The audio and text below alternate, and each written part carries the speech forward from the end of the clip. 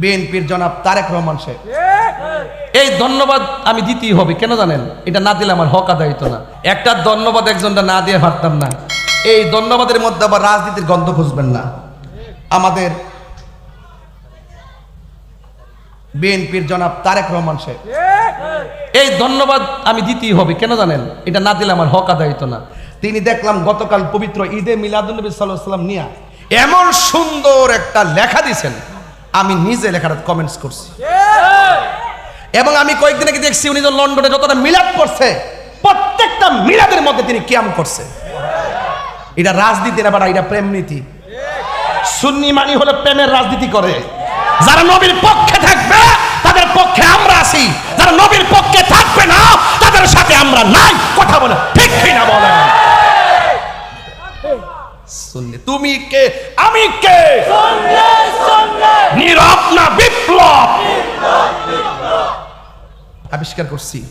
ফুলাফানিটা মনে রাখিস বাবা, আওয়াজ করে কোন ইয়া রাসূলুল্লাহ বলেন। এটি কি মানুষ নাকি? তা আয় পড়ছে আবার এটি। আচ্ছা আচ্ছা, আলহামদুলিল্লাহ কোন। আজকে একটু জিকির হইব না ইনশাল্লাহ। আসিন আপনারা আসিননি বাজান? যাই হোক, তবে কথা বইলা দিয়া যায়, সবটা শেষ করে দাম। আপনি চিন্তা করেন না, সভাপতি খুব গরম সভাপতি, ওহন লাড়ি লালে বাড়ি মারে। আল্লাহ হায়াতে আরো বরকত দান করুক, আমিন কর। আরো বড় করে কোন আমিন। মানে ওয়াজ দে করতেছে, খেয়াল করতেছে যে নবীর আগমনের লাইনটা সবটা শেষ করে যান। মানে কি সালাক দেখেন, দৈরালেছি কেসটা ভাবছিলাম যে কাটি কাটি যাবো গা, অন্দি আরো সামনে বাড়তইব।